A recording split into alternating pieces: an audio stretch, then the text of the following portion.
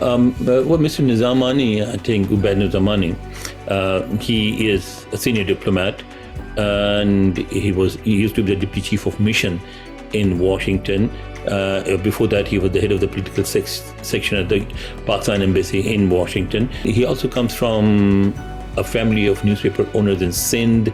He himself started his career as a journalist, and he has relatives in the media. So he had a very good relationship with the media people, the Pakistani media in Washington. So the attack on him was a surprise for all of us and a shock for all of us. We were all shocked because I mean, he comes across as a very gentle, nice, and helpful person, and not the type of person that you would target. But obviously he was targeted because he was the head of the Pakistani mission in Kabul. He was not targeted for many personal reasons that we understand. How did the United States react to this attack is also quite interesting, because usually in such situations, when you ask for comments, in any sort of spokesperson for Ministry of Foreign Affairs or in the US case, the State Department, normally would condemn the attack, express sympathy for those for the victims, and it ended there.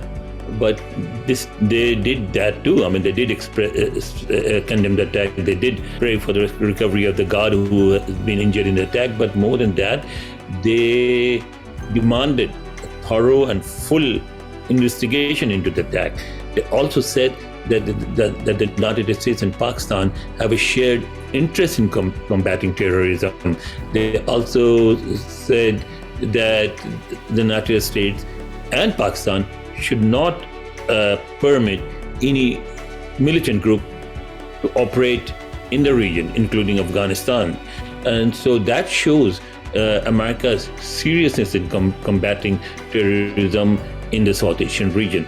They see that region as a place from where the September 11, 2001 attack generated and was planned and executed by the people living in Afghanistan. They do not want a repeat of that incident. They also do not want Afghanistan to be used for launching attacks at US or other Western interests or US allies. And when they say ally, actually the Americans now also mean India.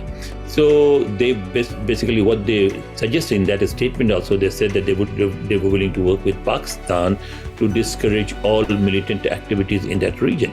So when they say that, they definitely mean all militant activities without any exception. So I think one area where the United States and Pakistan can cooperate with each other, and the Americans are willing to work with Pakistan to curb terrorism. They have the technology to help Pakistan deal with the terrorists. They have an intelligence network that can be useful for Pakistan. And I think this is another opportunity for both countries to cooperate. Let's start with IS, which is Islamic State. And now IS actually in America, they describe the IS operating in our region in South Asia as iskp, which means the Islamic State in the Khorasan province. And Khorasan is a term that is used by the militants. It was also used by the Taliban, and that includes the entire area, including Pakistan, Afghanistan, Central Asia, and sort of they want to recreate an Islamic State based in that region. So it is called iskp. When IS after the attack on our diplomat in Kabul, the Islamic State group claimed responsibility for it. Pakistan Foreign Office also offered its comment on the claim, saying that they are actually probing to see that it was just a claim or whether the IS or iskp was actually involved in it. And today, I guess the Taliban government in Kabul has also indicated that they also think that the attack was carried out by the Islamic State group. And it was in this background, it is this background that makes CRS, which is the Congressional Research Service, which actually does research for the U.S. Congress, both those in power and those in the opposition. And it's a very important sort of think tank, because members of the U.S. House of Representatives and the Senate almost entirely depend on the information provided by CRS to make policy decisions. So, and they issued a report which said that the Taliban, since August 2021, when they came to power in Kabul, when they captured in Kabul, they have been facing opposition for several sources. One source, they said, is that of the members of the former Afghan government, who are actually more active in London and Washington, and they do not seem to have been very effective against the Taliban inside Afghanistan. But they said that there is one group that has had problem with the Taliban, that has been actually battling the Taliban even before they came to power, and they still are doing so. And that group is the Islamic State group, or iskp, the Islamic State in Khorasan province.